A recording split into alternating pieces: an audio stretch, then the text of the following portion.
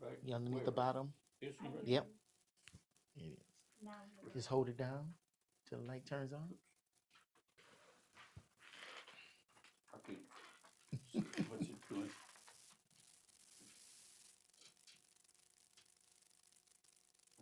There Oh, you go. hold it down a long time. Yeah, hold it down a long Okay. time. It is. Well, now that we are officially uh, unmessed up, welcome to Frontline Manor on the Rise. I am your host, Kevin Stewart, Mr. Do Right, if you did not know. And today we have our Manor historian in the house once again for First Monday, Wayne Schneider. How you Yes, doing, sir? I'm doing great so All far. right. So far, we're gonna do this by hook or crook. I hope so. Oh yeah, it's going down for sure. All right. He's got us some new information for us tonight. We're gonna just jump right on into it because I have no idea what he has in store. So when you hear it, I hear it too. That's right. You don't. You and 99% of the other people in Maynard don't have any idea because most of them have never heard this before. Okay. Okay. This is Okay. this is something Hot off the presses. exactly until 3 months ago. I didn't know most of it. Oh, wow. Okay. So this Okay. is you're getting an exclusive tonight. All right. Well, Other I think I get from an exclusive from you anyway. from other than me and one other person I'll be talking about, you're probably the only other person who's ever heard this story. Oh wow, that So that is exclusive. so it's Okay. it's something that's just been discovered. So, Okay. but it has to do with Manor history. It has to do with something that's going on right now and probably will still be going on in the future. Okay. So Oh, this so is it's going to exciting. cover a long time. Okay. All right. 3 months ago, Mm-hmm. I got an email from the chairman of the Travis County Historical Commission, and he sent the same email to me and to one other person. And what he was doing was introducing the two of us because he said in the email that she was looking into buying a house here in Manor, and she was trying to find some of the records of the people who had owned the property before she did. I remember you was telling me about this last time. Right. Okay. Throughout this whole thing, I'm not going to reveal who that person is or the address of the house, Okay. just for privacy reasons right now. All that Understand. will probably come out sometime in the future, but for right now, I won't be mentioning that. Okay. Um, anyway, I sent her an email and we got in touch with each other. And she said that that's what she was doing. She was looking into buying what in one place was described as a historic home in the old part of Maine. Okay. And she said she had already found deed records for the property going back to 1996, but she hadn't been able to find anything after that. She wanted to find as many of the previous owners of the property as she could come up with to find out just the history of the place, Mm-hmm. because she had not closed the deal yet. She was just looking into it at that point. So anyway, um, real estate listings that she had found already from the Travis County Appraisal District showed that the house was built in 1930. But from the information that she had and from knowledge that she has, she works in an area where she would have knowledge of this kind of thing. And from knowledge that she had, she said it appeared to her that parts of the house had been built somewhere between 1870 and 1910. Okay. So some of it was older than what's showing on the Travis County Appraisal District website. And the records that she saw seemed to indicate that a porch had been closed in to make a bathroom in the house, and that would have been in 1930. So that means if that was done in 1930, the house was older than that. Okay. So, which is gave her something else to believe that. So she also found records from 1997 showing that the house had been sold by the estate of Frankie Gage Hennig in 1997 for $45,000. I don't know if you remember or not, but on our last meeting, we had a hand-drawn map of the city of Manor. Yeah. Was drawn by Frankie Gage Hennig. Okay. So that's the same person. So I knew a little bit about that person and just from the map. But there were a lot of other things that I didn't know about them that are just a minor part of the story, but they will play in a couple of places. So I told her I'd start taking a look, see what I could find, Mm-hmm. because she was looking for every previous owner of the house that she could possibly find records for. So I started looking, And the first thing I decided to look at was Frankie Gage Hennig, of course, because she'd already given me that information. So I started looking at that and found that Travis County rural directories for 1954, 55, 56, 57, they're online.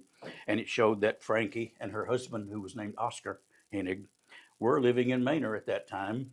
And that at least from 1954 on, but I didn't find any directories for Manor older than that. But it showed that that she was living in Manor at that time, but it showed at a different address from the house where this house is located that we're talking about tonight.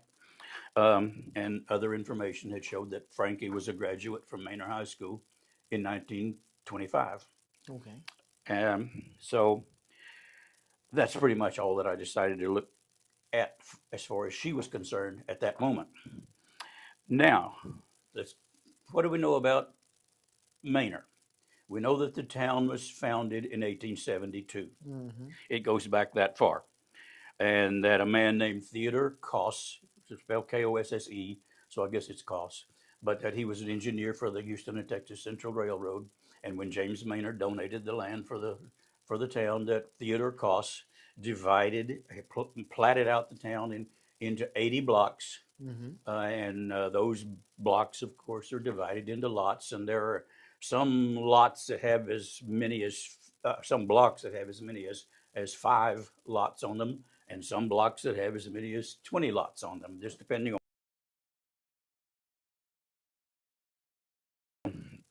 on. We know that that's the way it was laid out, and we know that half of the blocks, when it was deeded after the town was completely laid out, half of the blocks were. So the house that she was looking into buying was located on 2 lots in one of these particular blocks. And as I said, we're not going to give the exact location or the exact address, but not not not No, keep going. not going to give the exact location as far as the street address or which block and lots they are, Mm-hmm. because that'll come out all later. Anyway, I decided to start searching the deed records that are online and to see what I could come up with. And there are deed records online that go all the way from about 1840 up to about 1949 in some places. So I started looking, and I'm going to go slowly through this list here to tell you what I found, because there's certain names in here that we'll come back to look at later on. Okay. But it tells when they got involved in this. So I started looking, and what I found out was, of course, I said James Manor owns half of the town at the time at 1872. All right, so he began selling lots immediately. Almost there, you can find records where he sold lots in Manor just a month or 2 after the town was formed. He began to advertise them for sale in the newspaper, and he sold them, started selling them. But on February 11th, 1884, so this is 12 years after the city of Manor town of Manor is formed, a woman named Lucinda Carthen. It's Carthen. Okay. A woman named Lucinda Carthen bought 1 lot in Manor from Thomas Benton Wheeler. And Thomas Benton Wheeler was married to one of James Manor's daughters. Okay. He married James Manor's daughter, Catherine, who went by the name of Kitty, but she had died the same year that James Manor did, which was 1881. So Thomas Benton Wheeler was selling off a number of pieces of property that the 2 of them had owned, and Lucinda Carthen bought 1 lot in Manor in 1884, paid $25 for it. And that was the going rate at that time. There were a lot of them that in the area where she bought this one that were selling for $25. November 21st, 1889, this is 5 years later, the Houston and Texas Central Railroad sold the lot next to the one that Lucinda Carthen had bought, sold it to Eliza Carthen for $25. Then, January 1893, a man named T.H. Barrow purchased another lot from the Houston and Texas Central Railroad, and he paid $55 for this one. And then in 1893, also October 1893, he and his wife sold that same lot to a man named James Harris for $125, or for no, yeah, no, $85 on that one. But then James Harris and his wife Annie sold this same lot to a man named John Rainey, and he paid $125 for the lot. Well, all right, here's where we get back to it. December 19th, 1896, John Rainey sold that same lot to Alan Carthen. So we've got Lucinda Carthen, we've got Eliza Carthen, and we've got Alan Carthen, all buying lots. And as it turned out, they're right next to each other. Okay.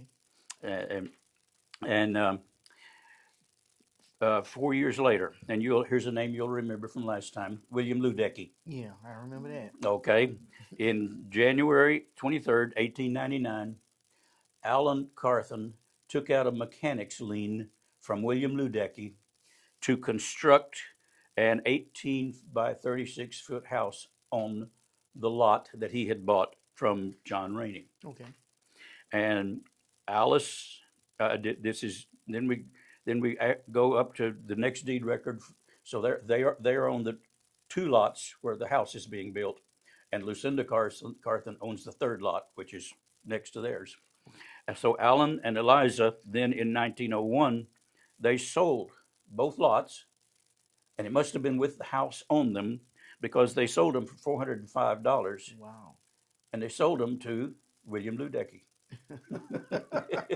He paid them $200 for the property, and he canceled the remaining part of the mechanic's lien. It was $205. He canceled that.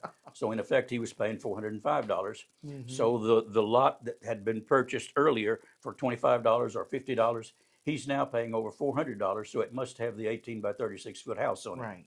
So that's 1901. 3 days later, Okay. Lucinda Carthen sells the lot that she has next door to William Ludecky, and he pays her $140 for her lot. So as of 1901, Alan and Eliza and Lucinda have all sold their property already. William Ludecky wrote out his will in 1915, and leaving all of his property to his wife Emma. And when he died in 1932, he still owned those lots, but he also owned lots. Well, let's say William Ludecky bought and sold a lot of property in Manor. Let me see if I think I've got this list in here. Oh, while you look for that, $400 in 1901 is worth $15,767 today. Okay. So he still got that property for a steal. Yeah. When I got to looking at William Ludecky and the amount of property he was buying and selling in Manor, I just quickly made up a list of some of the stuff that this is only from 1880 to 1892. And this is some of the stuff he was buying and selling. All of these, and he was flipping properties way back then. And all of this is lots that he bought from one of James Manor's daughters. It's this part plus this part he bought from her. She had a lot of extra lots that she had inherited from her father. Just that one section looked like you have over 10 lots. Oh, way more than that. Yeah. But anyway, I just and once I got up to 1892, I quit. I said that's enough. I'm not going to look any further. But he bought and sold a lot of property in Manor. And he's the one that owned the hardware. He owned the hardware store, and Right. I've did a little more research on that. And we showed the picture of his store on here, and actually the building that I knew was his, he also owned the building right next to it, which was also his hardware store, and he sold carriages in that store also. So he had the two buildings right next to each other, and one of them was just the hardware store and farm implements and that sort of thing. But that makes sense because everybody came to him to put their money in his safe. And so he had the money in town. He did. And, yeah, okay. And I looked up a little more information. I think I may have mentioned last time that when he first came to Manor in 1876, he came and started as a blacksmith in Manor. And I found out that he was 19 years old, I believe, at the time, and he came as a single man Mm-hmm. and was living with another man who was also a single man, and the two of them were working as blacksmiths together. They were living together and working as blacksmiths. But that was the same year that William Luedecke got married. It was 1880. He got married, so he moved to his own place. But he did apparently, and I think I've figured out since then where his blacksmith shop was located, because he owned some property that according to the Sanford fire insurance maps that were done at the time, they show that there is a blacksmith shop on some of the property that he owned. So I think Okay. that was probably his place. Mm. Anyway, he wrote out his will and still owned those three lots that the Carthens had sold him. When he died, he still owned all three of those lots. He also owned four complete blocks next to each other, Mm-hmm. all except two lots that were right behind the property that the Carthens sold him. So four complete blocks in the city of Manor. He owned all of it, and that was at the time that he died. Now, two of them were just open fields. There were no houses, nothing on them, no division of any kind, no buildings of any kind at that time. But the other two would have had a little bit of something on them, and we'll see what they had in a minute. Okay. But anyway, he owned those four blocks altogether. Now, in 1945, Emma Luedecke, his wife, this is after she was the executrix of his will, his estate. And when in 1945, she sold the two lots Mm-hmm. where the 18 by 36 house was, and she sold them for $1,750. Okay. So there was more than just two pieces of land that she was selling. There had to be a house on them if she sold them for $1,750 at Right. that time. So after finding all of that, I decided I better find out who Alan and Eliza and Lucinda Carthen were, because there's a story there somewhere. Okay. So I started looking, see what I could find on the three of them. And what I found out took me and the person who I was looking all this information up for, took us off in a completely different direction that we never expected to go. Okay. So what so as I said, other than me and you and her, I mean, you're probably the only other person that's going to be hearing this story, though, the two of you. but nobody else in Manor would have any idea what any of this. From what I'm going from now on, they wouldn't have any idea what I was talking about if I asked them about this. So Okay. you get the exclusive on this tonight. Do you have? I think I mentioned last time when we were looking. I think I mentioned something called the slave narratives, Yeah. and I don't know whether you've ever had any idea what the slave narratives are. It was stories. People went out to interview former slaves, and they got their stories and everything, put it all together in a book, right? Yeah, there were a bunch of different books because they Mm-hmm. covered a whole bunch of the southern states. Okay. This was in between 1936 and 1938. There, I don't know, are you familiar with the WPA, the Workers' Projects Administration? I don't. I'm not familiar with that. Right after the Great Depression, when people were still having a really hard time finding work and finding jobs, President Roosevelt, Franklin Roosevelt, started this uh, organization called the Workers' Project Association, Okay. and the whole point of it was just to put men to work. They couldn't find jobs. They couldn't get paid. They were having problems in that area. So he started all this to put them to work, and a lot of it, well, they were constructing buildings. They did a lot of work in the public parks across the U.S., building lodges and cabins and all kinds of stuff. And he put them to work doing that, and it really was very successful. But also, another part of the WPA, the Workers' Project Association, another part was a bunch of writers got together and went all over the southern states and interviewed over 2,300 former slaves and put all of their stories in writing and published them in books. There's a number of different volumes. And it just so happens that Alan Carthen's Mm-hmm. story is one of them, one of the guys that they interviewed. Alan Carthen's story is in the slave narratives. Okay. And so, this is of course, the book for Texas. I know of two other slaves that were from the Manor area that are also in the Texas slave narratives. But Alan Carthen was interviewed, and he told his story in the slave narratives when they interviewed him. I think he was interviewed in 1937 because he says he was 74 years old at the time. And in his biography, he says he was born September 9th, 1863. He says his parents were Gabriel and Lucinda Carthen. So Lucinda was Alan's mother. Okay. When she bought the lot, the lot next to the two that he and Eliza owned, Lucinda was Alan's mother. So they had come to Texas in the early 1850s, along with Eggleston Dick Towns. There's two streets in Manor. One is Eggleston Street and another is Town Street. Okay. So this guy was very influential in Manor's early days. But Gabriel and Lucinda were slaves that came to Texas with Dick Towns, Eggleston Dick Towns, when he came. And in fact, I read one place that said he brought as many as 90 slaves with him when he moved. He moved from Alabama to here. And one place said he brought as many as 90 slaves when he came. So he bought some land that is just a little east of Manor here.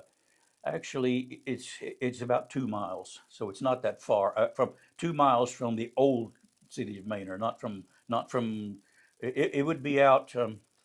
I don't know whether you're familiar with it at all, but if you go out Black Manor Road or go out Old Highway 20, you get about 2 miles out there, and his land was between the two of those roads. So Okay. he had quite a number of acres out there. I forget right off exactly what it was, but he bought a lot of acreage out there, and he set up his farm. And um, Gabriel and Lucinda Carthen were slaves on his plantation there. And Allen, in his biography, said that there were 10 children in his family, but he said 6 of them died when they were babies. Wow. So it was rough, I'm sure. He said 6 of them died when they were babies. And Allen said that at the time that he was interviewed in 1937, he said, as far as he knows, only him and his brother Jack are still living. And I think he was right, because everything else I've found supports that.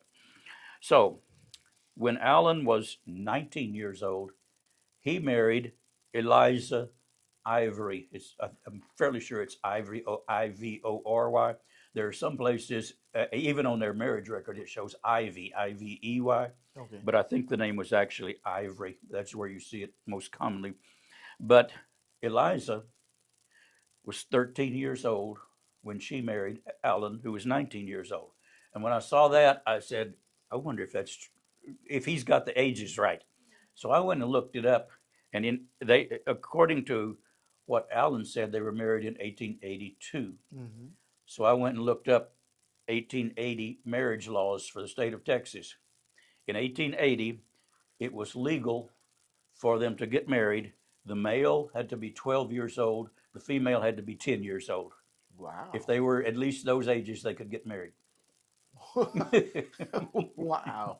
So it's changed since then. Yeah, a lot. But anyway, that was the law at that time. Mm-hmm. So Alan says when he was 19, he married her and she was 13. Okay. She worked on the William Hill plantation, which is about 3 miles on the other side of Manor. If you go out Toll Road 130 just a little ways, where Greg Manor Road crosses it out there, the Hill plantation was just on the other side of 130. In fact, the Hill family cemetery is still there. It's back in a bunch of trees on some private property there, but the Hill family cemetery is still there where the Hill family plantation was. Okay. And so that means that Allen over on the Dick Towns plantation was about 5 miles away from Eliza over on the William Hill plantation. And I got wondering how they got together. Yeah. That seems a little unusual, but he says they met at church. Okay. I don't know which church that might have been, but he says they met at church. So they got married, and the marriage record says 1880, but he says 1882. I kind of think it was actually 1880 from some other things that I've seen. And anyway, Alan and Eliza say, or Alan says that he and Eliza had one child, one baby that died. It didn't live either. So at some point, they adopted a 7-year-old girl named Katie, and I don't know exactly where they got Katie. My guess would be from one of the other families on the farm on the plantation, but they don't really. He doesn't tell that. He just says they adopted 7-year-old Katie. And when Katie was 15 years old, she had a child named Samuel, and she immediately gave the baby to Alan and Eliza, who raised Samuel until he was an adult and old enough to get out on his own.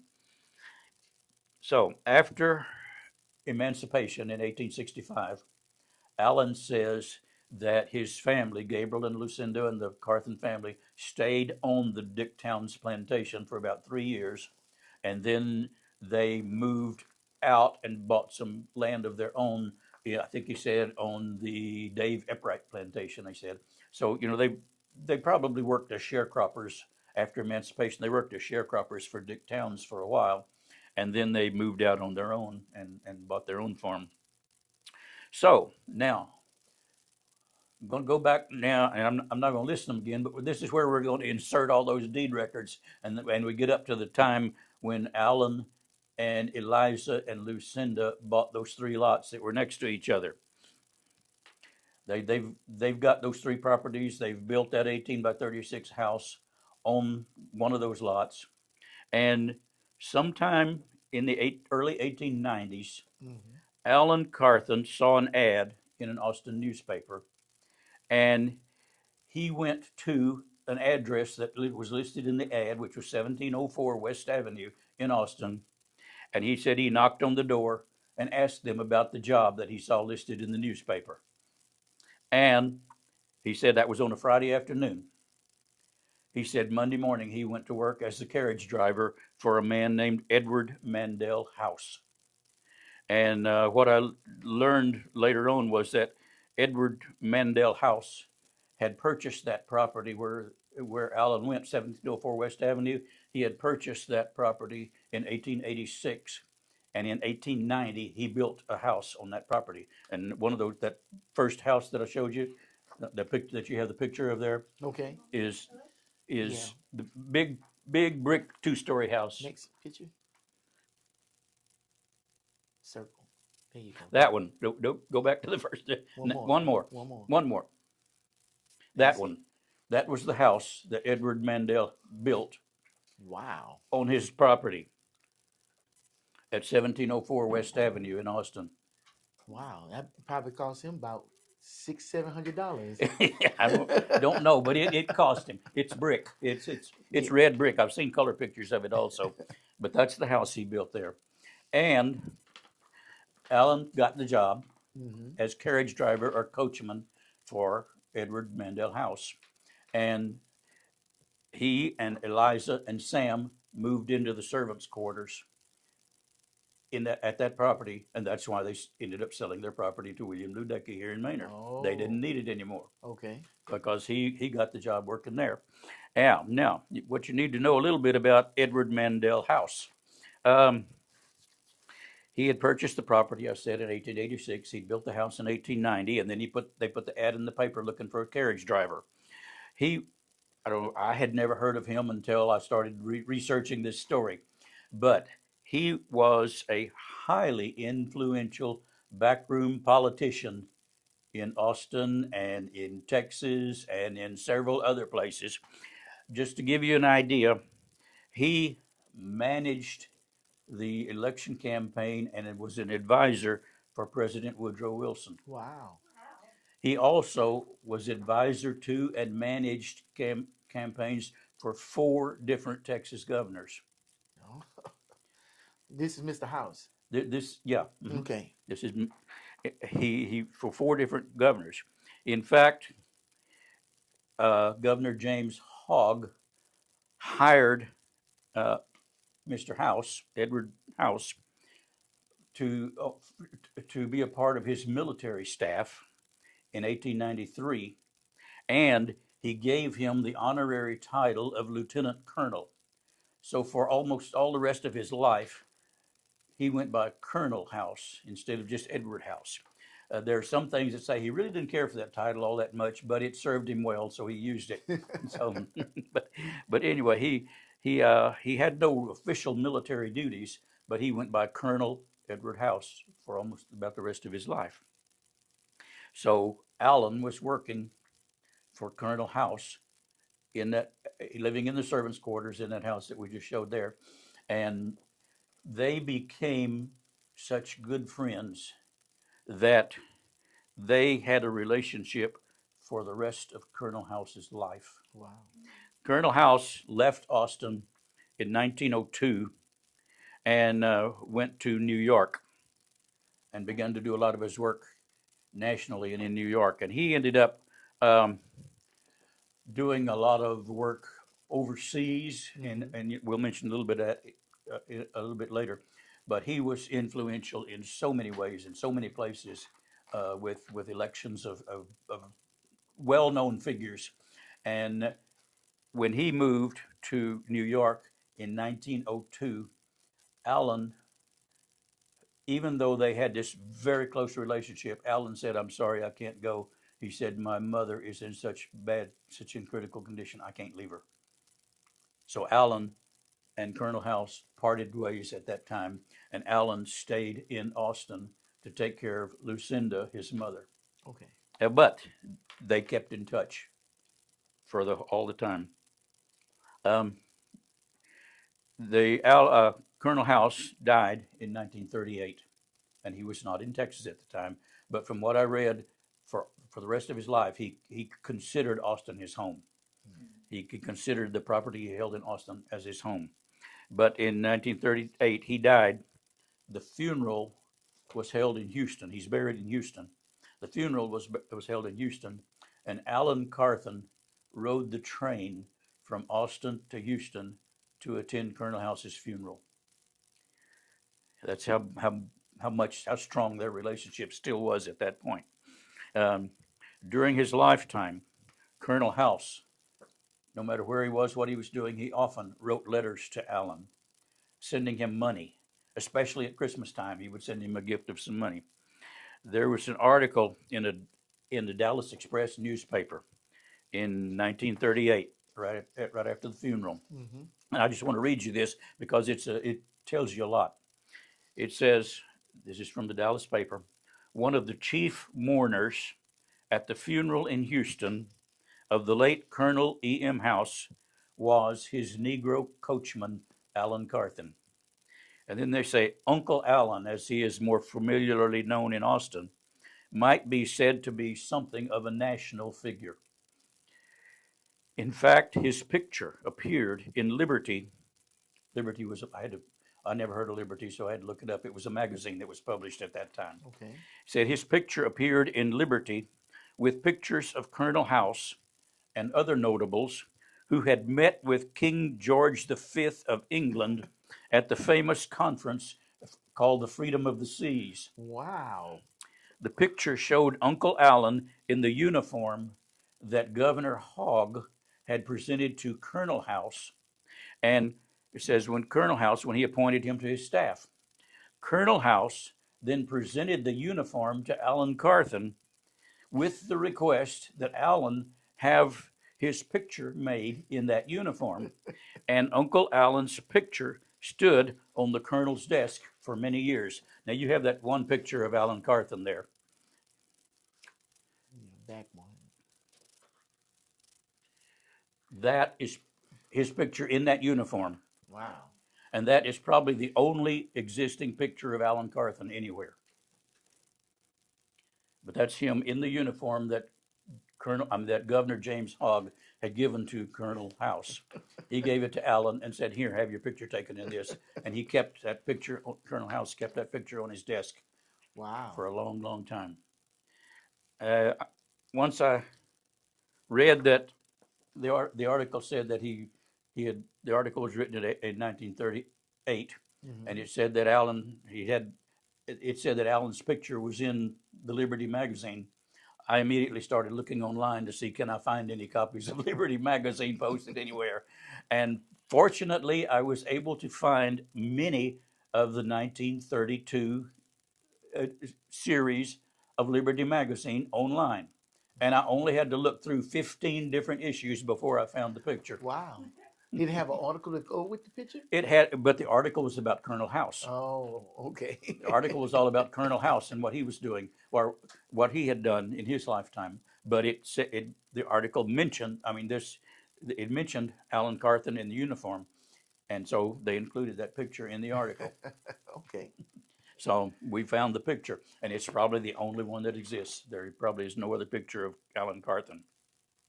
So, as I said, the little article in the newspaper said Uncle Alan did not accompany his employer east because he could not leave his aged mother. However, they kept up a correspondence over the years.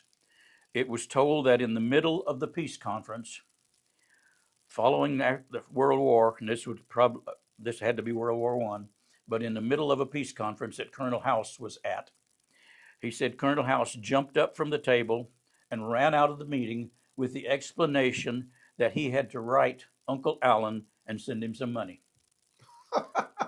That's how close they were, even after all that time. Right. And it said that the picture that Alan gave the colonel, or that there a picture that Colonel House gave to Alan, hung on Alan's wall in his house for many years. Also, so they each had pictures of the other one in their house for many, many years. That's how close they were. Well, we know that most slaves of that day and time couldn't read or write. So, but Alan, in his biography, says he went to school for 3 months. So, and Eliza, in the 1940 U.S. Census, says that Eliza says that she completed third grade. So they were educated.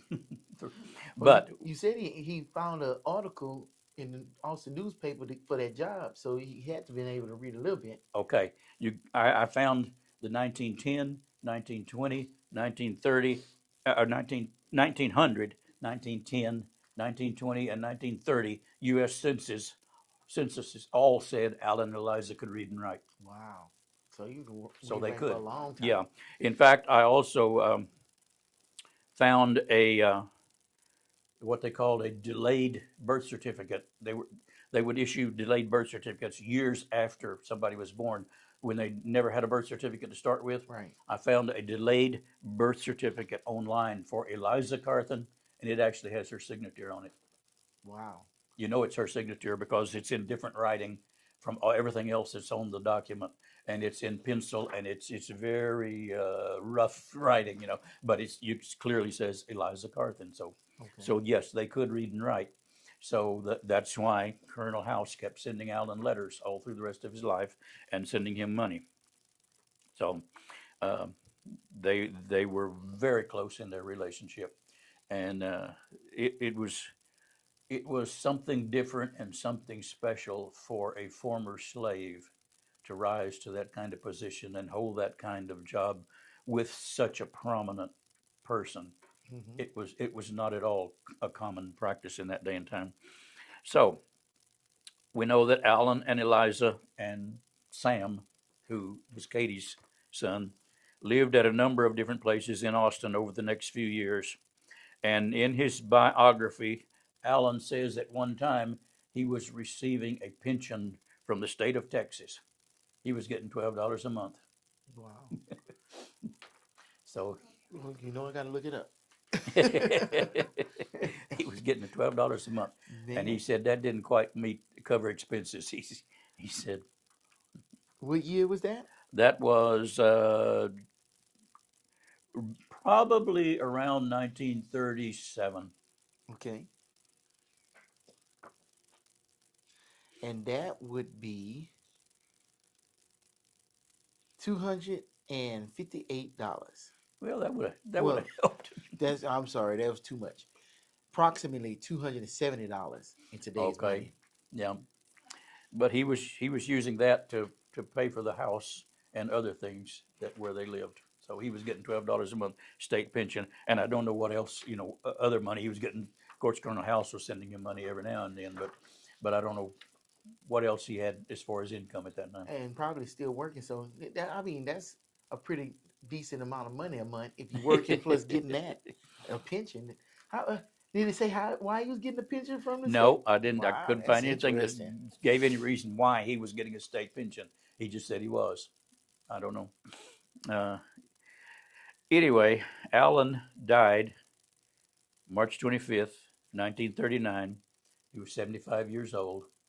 So this was 1 year after he was interviewed for the slave narrative. So he most likely was in pretty bad condition at the time that he was interviewed. But he died and he was buried in what is known as Plumbers Cemetery in Austin. It's Plumbers, Plummers. Okay. Plumbers. At that time, it generally went by Mount Calvary Cemetery, but there's another cemetery in Austin that is Mount Calvary now, and this one is called Plumbers Cemetery, named after a guy that I think owned part of the property. But it is an all African American cemetery in Austin. It is located right where Springdale Road and Weberville Road join. They come together. You know, yeah, so you know where it is then. Yeah, that. Mm-hmm, that's where it is, and that's where Alan Carthen was buried. Not so for Eliza. After Alan died, Hmm. at some point, and I don't know exactly when, but after sometime after Alan died, Eliza and Sam moved to California Whoa. because that's where Sam's mother, Katie, was living. She had married a guy named Cornelius Wicks, Wicks, and they were living in California.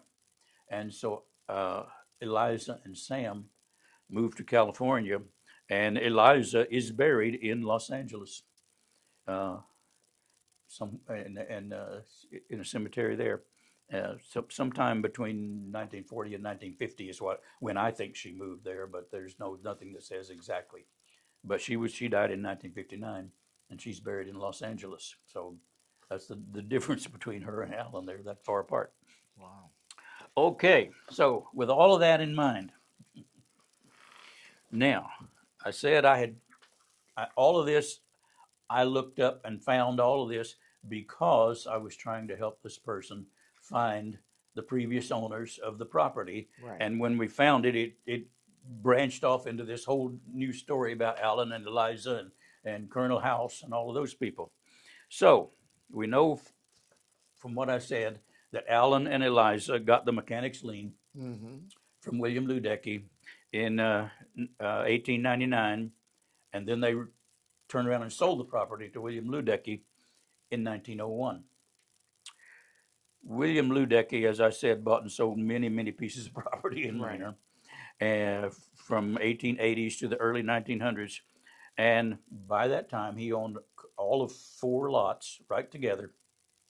In fact, the 4 lots he owned would make a square. I mean, there's 2 here and 2 here. They would make a square. So he owned 4 lots, complete lots, except for the 2 lots that were right behind Alan and Eliza's house that they built. But an article in the Austin Daily Statesman newspaper in June 22nd, 1898, it said, Mr. William Ludecky has commenced work on a new residence. It is a spacious 2-story building of modern convenience. All right, now we've got pictures of 2 houses there. Right. One of them is a smaller 1-story house. That's just get the other one. Yeah. There, right there. That's the house. That's the house we think Alan built part of it. Okay. And that's the Ludecky family standing in front of it. That picture I got from I don't know if you're familiar with what they call real picture postcards. Back then, people in that day and time and in towns, they used to take pictures and put them on one side of the postcard, and then of course, you wrote on the other side and put the address and mailed them on the other side. That picture is from a postcard that I got or that I found on a online auction site, and it said that this picture came from the collection of someone named Bertie Ludecky. Okay. Now, Bertie Ludecky was one of William Ludecky's daughters. Um, her name actually was, let me see, which one have I got here? Her actual name was Katharina Philippine Ludecky, but she went by Birdie Ludecky. A lot easier to say. For, if you go through all kinds of records, and she's only listed as Birdie Ludecky, but her real name was Katharina Philippine. And so that picture of that house, we think the 18 by 36. Actually, if you measure, there are two different rooms in that house. That if you measure them together, they come out to 18 by 36. Okay. But we think when they sold that property to William Ludecky in 1901, he probably added on to it and built the other part that comes out from Yeah, the the one side. that comes, yeah, on the right hand side. So, and there are a couple of different photographs of that house, but we're fairly sure that that particular house at that location was the house that Alan Carthen built and that William Ludecky bought from him in 1901. Now, there is an interview that one other of William Ludecky's daughters did later on in life. I don't know the exact year of it. Her name was Pansy Ludecky. At least that's the name she went by, was Pansy Ludecky. Her real name was Magdalena Carolina.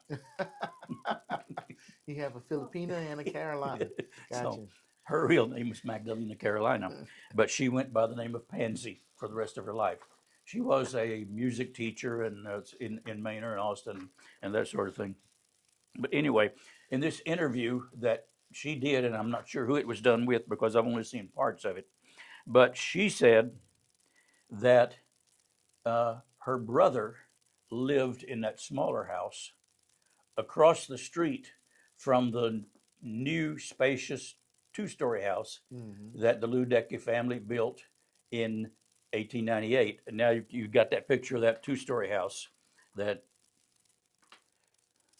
one is the Ludecky house that they built. Okay. And we're fairly sure that it was straight across the street from the little one-story house that Alan and Eliza built.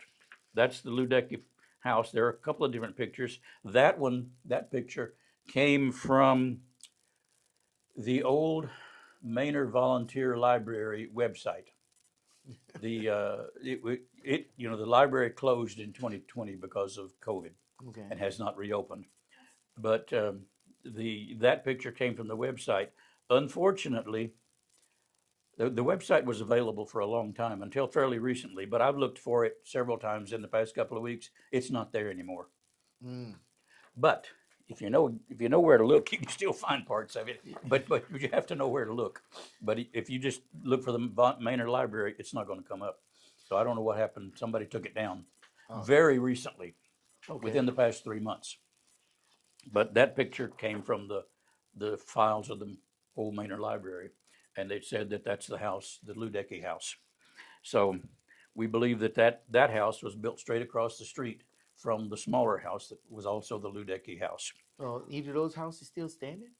Well, the first one is because that's the one that this woman is buying. The one-story one. Yeah, the one story is the one that she has now bought and is living in. Okay. She has that one. Okay. She is now living in that house. Wow. Okay. uh, Wow. That's... I went and met with her just a few days after she actually closed the deal on the house. And she took me all through that house and looked at it. And it is extremely interesting to look at on the inside. Well, okay. From the day and time in which it was built and the things that have been done to it, you can tell that parts of it were original and parts of it were added on to, and several things that were changed around. But it is a very interesting house, and she's slowly going to be modernizing parts in it so she can live comfortably in it. Huh. Okay. Does it have a lot of fancy woodwork, or is it just a basic house? Just on the inside, just a basic house. Okay. It's plank board walls. No sheetrock, no Oh. wallpaper, nothing. No, It's nothing, just the boards. Oh, that's wow. And some of the boards are maybe 6 inches wide. Some Mhm. of them are maybe 12 inches wide. Uh-huh. So you can tell it was built in different sections at different times. Is it a historical landmark? Not yet. Okay, it sounds like you're getting there. Not Okay. yet. So anyway, that's the house she bought. That's the house she's living in now. Okay. Um, so um, in her interview, Pansy Ludecky said that after William Ludecky died and all the other Ludecky family members had moved away from Manor, she says they tore down the two-story house. Huh. So it's not there. The two-story house is gone because she Hmm. says they tore it down. And she says after they tore it down, the plan was, and I have not been able to confirm that it ever happened, but she says the plan was that all the property that the Ludecky family still owned in those 4 blocks Hmm. was going to be donated to the Clayton Vocational Institute in Manor. Clayton Vocational Institute was the colored school. Yeah, I remember we Yeah, talked about that. yeah. If you go over to if you go down Cary Manor Street to where it dead ends, there is a building there that used to be the Manor Library because that building was the last remaining building of the Clayton Vocational Right. Institute. I And the remember that. historical marker for the Clayton Vocational Institute stands in front of the building that used to be the Manor Library. And I also remember the man that started that who had bought that property, but then the guys at the Capitol had bought it from him as soon as he got it. Yeah, you're Yeah. remembering right. Yeah, yeah. There were several different. The the um, the uh, the school started originally over on in, blocks away from there in a different Hmm. place, and the historical marker was originally put up in. And I just found this out today. I mean, I knew where the marker was, but I had requested the uh, the application for the historical marker. I had requested it from the Texas Historical Commission, and I just got it this morning Okay. because I wanted to look through it and try to find out why the historical marker for the Clayton Vocational Institute was put up at a house that was a long ways away from where the actual school was. Well, the original Manor, I think it was usually called the Manor Negro School, is what it was called at the time. It was close to where this marker was originally put up, but not in the same place. Okay. They had the original Manor Negro School was in Block 1 of the city of Manor, and this house where the marker was uh, uh, uh, put up when they this was I think it was 1883 or 1884 when they first got the historical marker for the Clayton Vocational Institute. It was put up at a house that was in Block 15. Oh, yeah, that's kind of 14 off. There were reasons for it, but Hmm. and I'll be putting all that information together later. But I just got that this morning, Okay. so I'll be putting that story out later because the good news is in 2017 apparently somebody discovered that was the wrong location for the marker, so they moved it over to where it is today Okay. in front of the old library building. So it is in the right place now. Okay. Anyway, um, so we know that all the Ludecky family members had left Manor by at least 1824. We think it was the date they were gone, and the Austin City Directory shows them at that time living at 1807 Congress Avenue, which was way out way out in the north part of Austin at that Hmm. time. But it shows that William and Emma Ludecky living at 1807 Congress Avenue. So we're fairly sure that somewhere around that time, the two-story house would have been torn down. So, two things. I found an article, and I found this when I was trying to find some information on the Clayton Vocational Institute historical marker, why it was put up at that other place. I found an issue of, I don't know whether you're familiar with it or not, but it's called the Villager newspaper. It's a newspaper that's been published, I think it's since 1973, and it's still being published today. It's a weekly newspaper, and it is for the black community. And it's been No. published for all those years. I think they said it's going on 52 years now that the guy has been publishing the Villager newspaper. Here locally. Yes, yeah, Oh, in Austin. Yeah, he oh, you heard of it? Okay. publishes it in Austin, but he covers Manor and Elgin and Pflugerville and any news from places like that. So I was looking for some information on the Clayton Vocational Institute marker and trying to find out why it was put in that location where it was.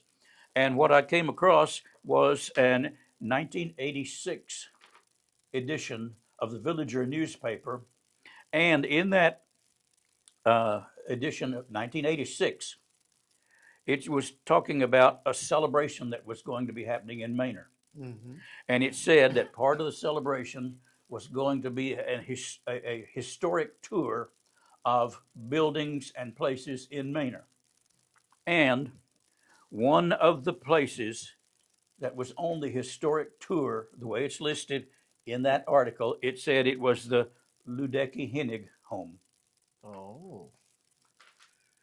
So if the two-story house was torn down Mm-hmm. when they left Manor, the only Ludecky Hennig home that could still be standing is the one that she's living in now. Right. There was another thing that confirms it also. There are documents from a May 1st, 1991 meeting of the Travis County Historical Commission. Mm-hmm. And one of the documents included in that collection is a page that lists 11 possible locations for historical markers in Manor. Okay. And number 7 on that list of 11 possible locations for historical markers, it gives the Ludecky House, built in 1899. Okay. And it gives the address, the current address today of the house that this woman is living in. Wow. And it says that at the time, Frankie Hennig was living in the house. Because it says that when they talked to her about it, she says she couldn't afford to pay for the historical marker. Oh. So Okay. the 1886 article from the Villager calls it the Ludecky Hennig home. And the 1991 list of possible locations says it was the Ludecky house, but Frankie Hennig is living in it now. It's got to be the same house. Yes. Now, what I have since confirmed, I'm 99.9% sure.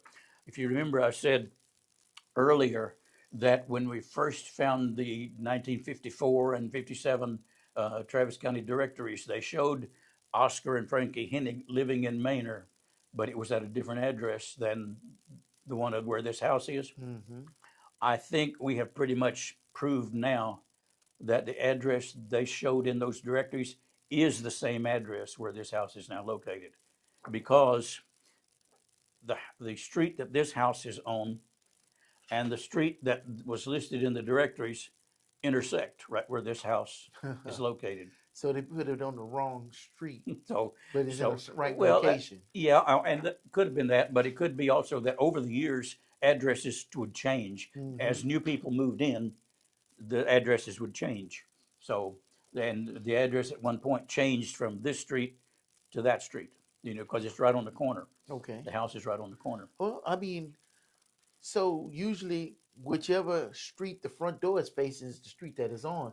But since they added onto that house, maybe the front door was on one street and then it ended up moving on the other side of the house. I think that's exactly it. Okay.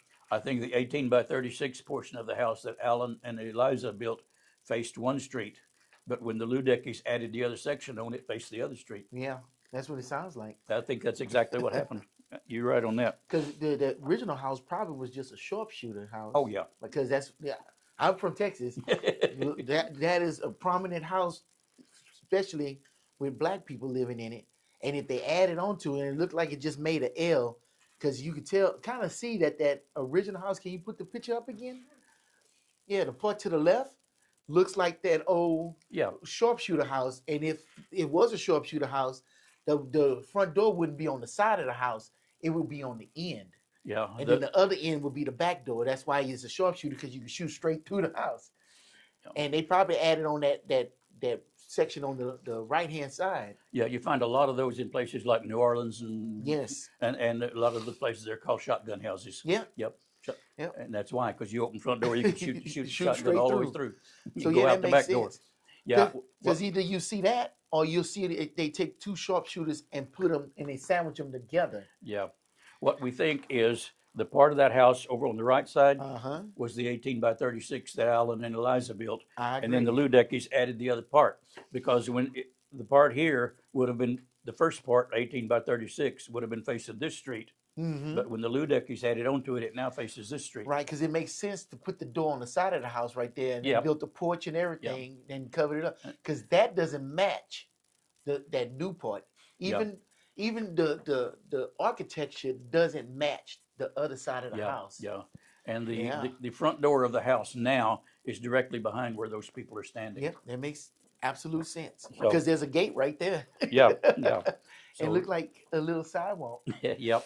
You're All right. right. So I think that's what it was. Why they were showed two different addresses, because at one time it faced one street, and then after a while it faced the other street. I think that's interesting how easily history can get lost by something just so simple.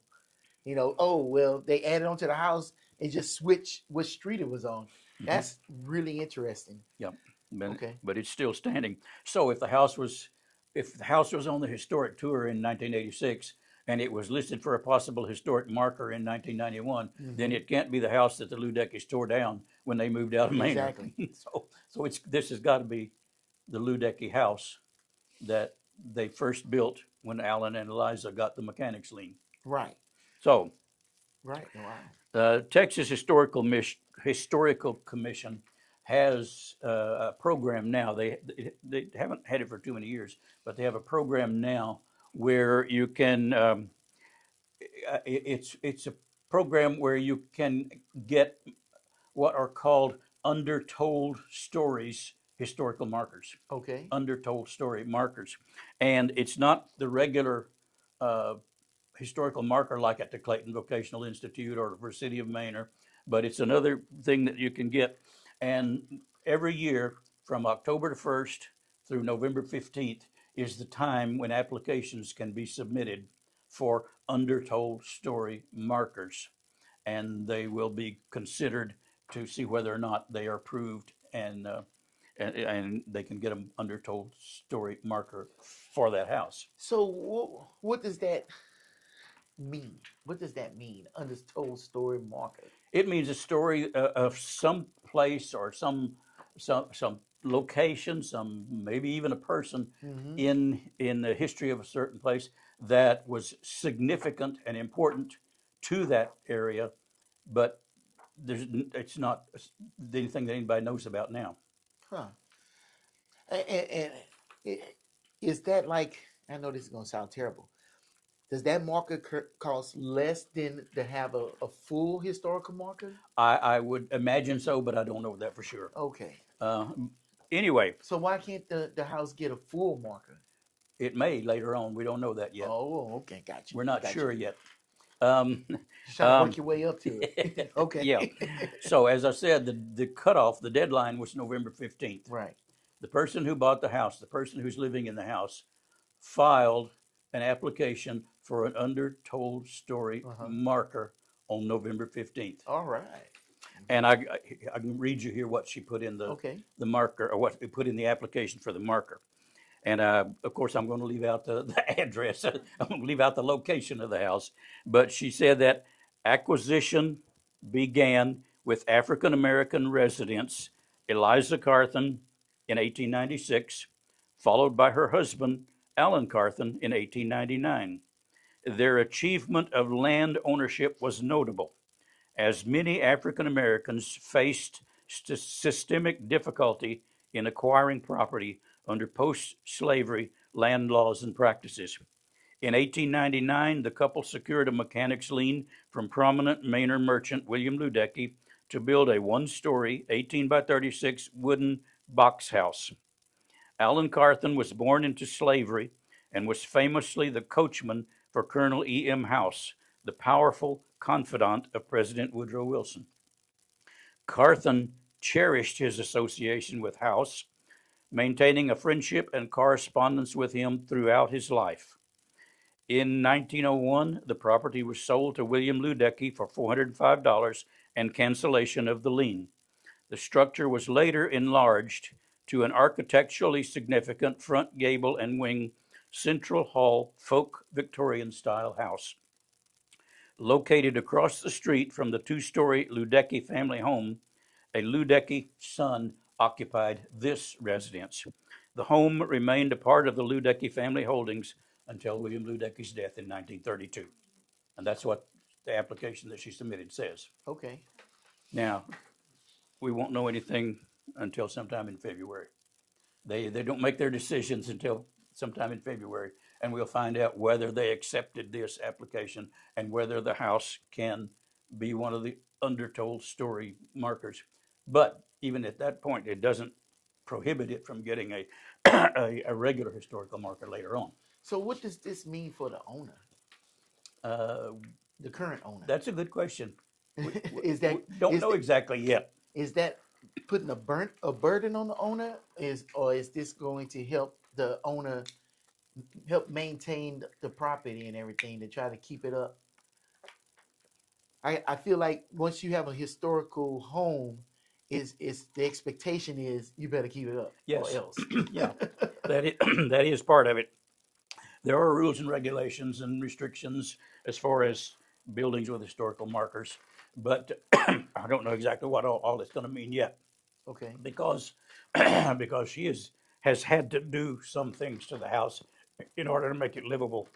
Oh, She could not get insurance on the house without putting a new roof on it, okay. and there was the only thing the only insulation in the house was newspaper insulation in some of the walls. So she's had all that taken out and new insulation blown into the walls. That's in 2025. That didn't need to be done earlier, or was somebody in the house before she got into it? Oh yeah, she bought it from someone else that there other people had lived there. But Whoa! Wow! Wow! I hate to hear how much she paid for this house, especially in this day and age.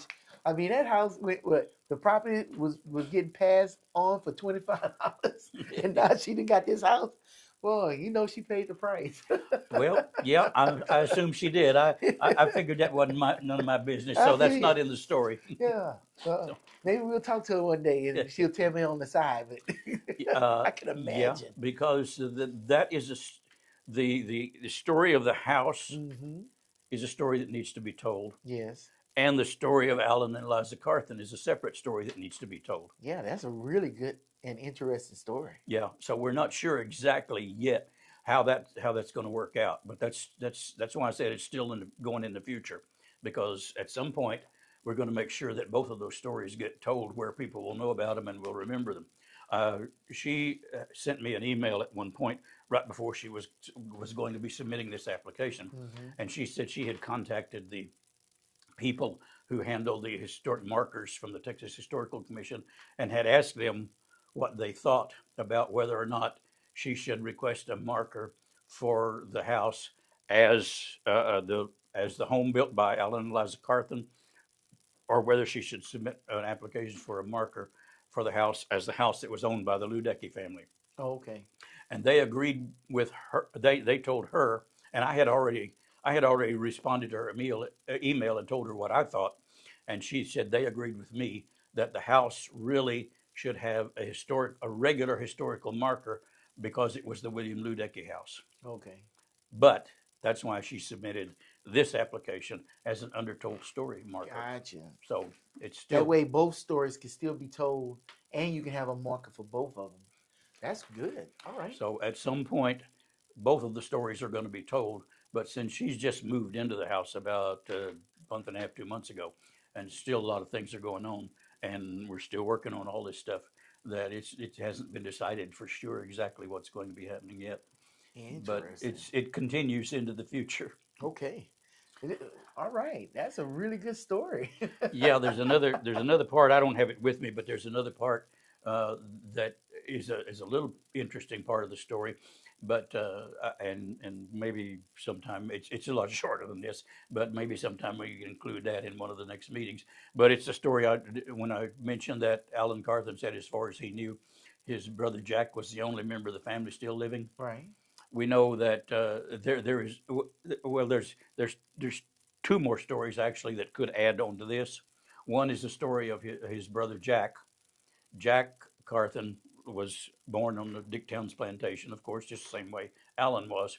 But at some point, when the rest of the family moved away from the Dicktown's plantation, Mm-hmm. Jack Carthen decided that life was too dull in Travis County. He moved to San Angelo, and he worked for 18 years as a porter in a saloon in San Angelo. Wow. And so there's a little bit of another story for Jack Carthen there that is part of this, really part of the story that needs to be included with Alan Carthen and Jack Carthen.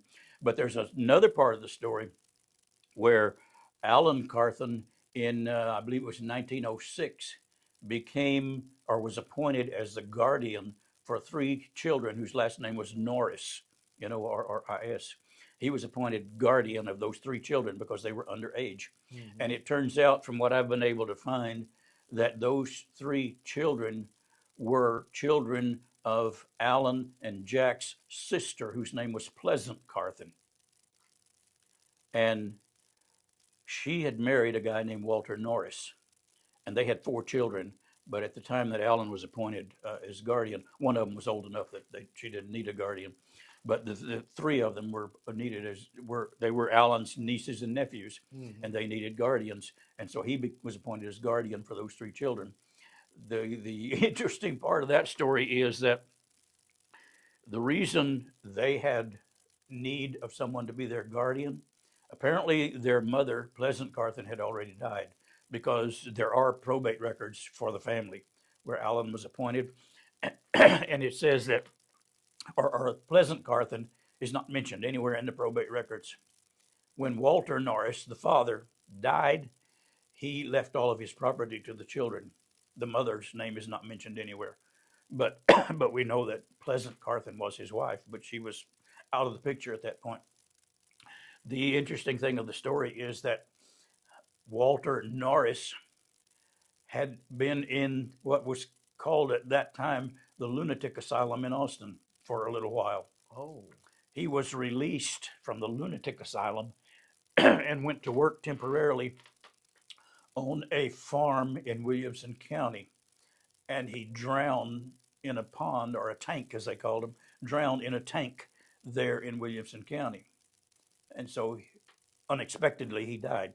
The story says that he was working there in the farm, and that he stopped and went to the tank to get a drink of water and fell in, because I suspect maybe it had something to do with the fact that he had been in the lunatic asylum and had some problems. But it says that he died, and they found his body in the water. So the mother was already gone, and now the father was gone. Somebody needed to take care of the children. Right. And at first, Walter Norris's two sons took over as guardian. One of them took over as guardian of the children, but then he decided he didn't want to do it anymore. So Alan Carthen took over as guardian of the Wow. three children. So lost his child, adopted a child, and ended up being a guardian to three more. Three more. Right. Okay. Wow. I thank you for telling these people's story and not letting them get lost into history. I think what you do is great work. You have me thinking. I don't know a lot about my father's side, and I'm like, I haven't been able to find anything. I'm like, man, I bet you can find like, my whole family tree.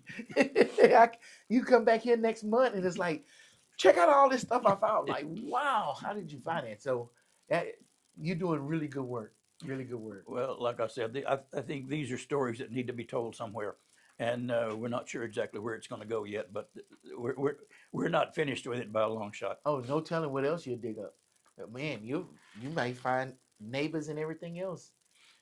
No telling who you'll find. Yeah. But that's wild. Oh, I do want to ask you, Mr. House's house, is his house still there? No, it has been torn down. Okay. I think they said it was, I believe 1997, they said the house was torn down. Wow. There is another building there right now, but there, in front of this building that's there now, there is a historical marker for Mr. House. Okay.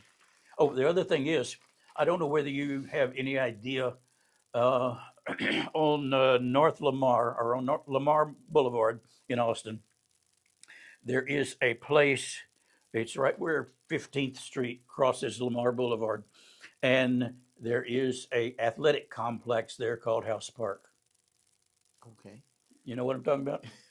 It's an athletic complex, a football field Hmm. that was originally part of Colonel House's horse pasture. He Really? donated that to the city of Austin. Wow. He donated it actually to the city of Austin and to the YMCA. And then at some point, a few years later, the YMCA, they said, ceased to exist. So he redid the deed, donating the land to the city of Austin and to Austin ISD.